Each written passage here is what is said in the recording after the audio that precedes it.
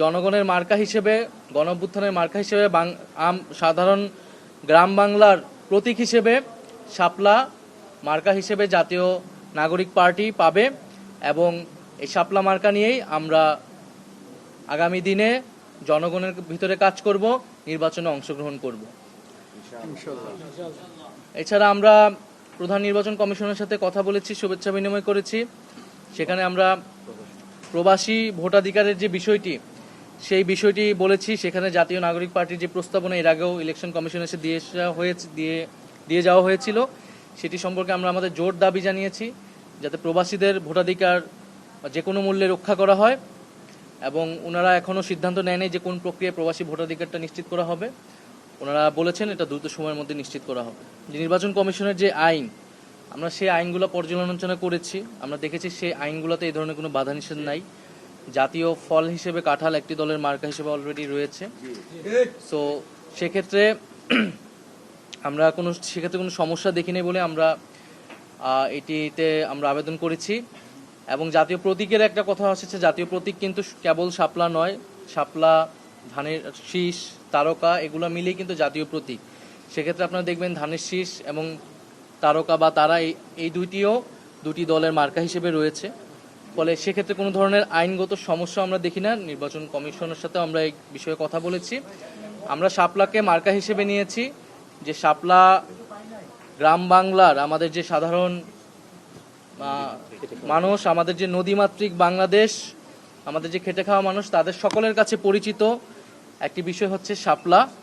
সেই জায়গা থেকে আমরা মনে করেছি যে জাতীয় নাগরিক পার্টি এনসিপি যেহেতু সাধারণ মানুষের, সাধারণ জনগণের দল হিসেবে গণ অভ্যুত্থানের মধ্য দিয়ে প্রতিষ্ঠিত হয়েছে এবং সাধারণ মানুষের জন্য তারা কাজ করবে, রাজনীতি করবে, সেই জায়গা থেকে বিবেচনা থেকে আমরা শাপলাকে সর্বোচ্চ প্রায়োরিটি দিয়ে আমরা আবেদন করেছি শাপলার জন্য।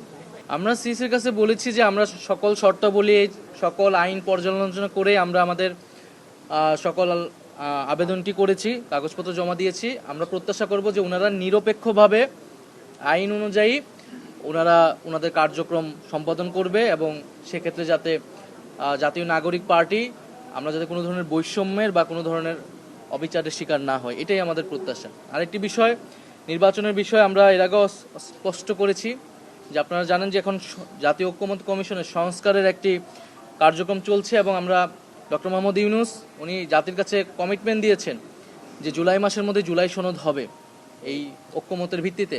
ফলে আমাদের কাছে এখনও প্রধান প্রায়োরিটি হচ্ছে কিন্তু সংস্কার। ফলে সংস্কারের উপর নির্ভর করেই নির্বাচনের বিষয়ে আমরা আসলে সিদ্ধান্ত নিব।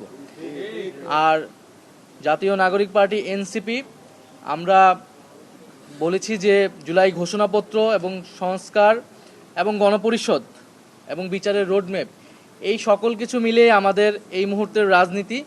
তো সেক্ষেত্রে একটা নিয়মতান্ত্রিক প্রক্রিয়া হিসেবে একটা রাজনৈতিক দলকে আসলে নিবন্ধন নিতে হয়, শর্তাবলী পূরণ করতে হয়, আবেদন করতে, আমরা সেই নিয়মতান্ত্রিক কাজটাই করছি। কিন্তু আমাদের এখনও প্রধান প্রায়োরিটি, প্রধান কাজের জায়গাটা হচ্ছে সংস্কার এবং যে বিচার, সেই বিচারগুলো নিশ্চিত করা এবং গণঅভ্যুত্থানের যে আকাঙ্ক্ষা ছিল, এবং আমরা জানি যে আপনারা জানেন যে জুলাই আসতেছে সামনে, এবং সেই জুলাই মাসে যাতে আমরা আমাদের সেই গণঅভ্যুত্থানের আকাঙ্ক্ষাগুলোর যে বাস্তবায়ন এবং গত এক বছরের মধ্যে আমরা আসলে কেন পারলাম না, আমাদের সীমাবদ্ধতাগুলো কি, এবং এই সরকার থাকা অবস্থায় সামনের সময়গুলো আমরা কিভাবে কাজে লাগিয়ে সেই দাবিগুলো পূরণ করব, সে বিষয়ে আমরা কাজ করব।